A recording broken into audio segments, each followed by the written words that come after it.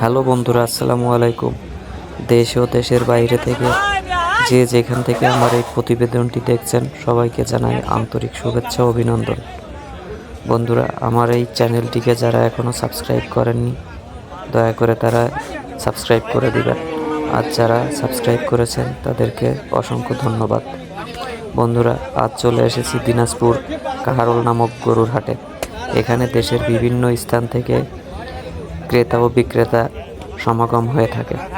এখানে ছোট বড় সকল ধরনের গরু পাওয়া যায়। আজ এই হাটে এসেছি নিজের খামারের জন্য কিছু গরু ক্রয় করতে। সবাই আমার সঙ্গেই থাকুন আর দেখুন কি গরু ক্রয় করি। সব বকনা, দেখুন সুন্দর সুন্দর বকনা। আজ এই বকনাই ক্রয় করব। আমরা গরু নেওয়ার জন্য আগে থেকে গাড়ি ঠিক করে রাখি। দিনাজপুর থেকে যশোরের জন্য এই ছোট গাড়িটি ভাড়া করেছি 12,000 টাকায়। ছোট গাড়ি পাওয়ায় 9 পিস গরু কিনেছি।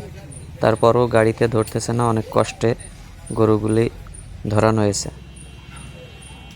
আমরা মাঝপথে নেমে হোটেল থেকে কিছু খাওয়া দাওয়া করে আবার রওনা দিলাম বাড়ির উদ্দেশ্য। দেখুন হাইওয়ে রোডে কি স্পিডে গাড়ি চলে। কনকনে শীতে গরুগুলি অনেক কষ্ট পাচ্ছে, প্রচুর বাতাস। আজ আমরা 9 পিস গরু ক্রয় করেছি বিভিন্ন দামে, তবে গরুগুলি অনেক সুন্দর। বড় গাড়ি যদি পেতাম তাহলে আর 2-3 পিস গরু ক্রয় করতাম।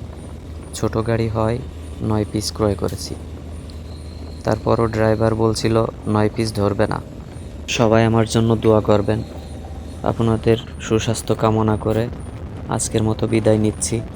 আগামী কোনো এক ভিডিও আবার দেখা হবে। সঙ্গেই থাকবেন। আল্লাহ হাফেজ।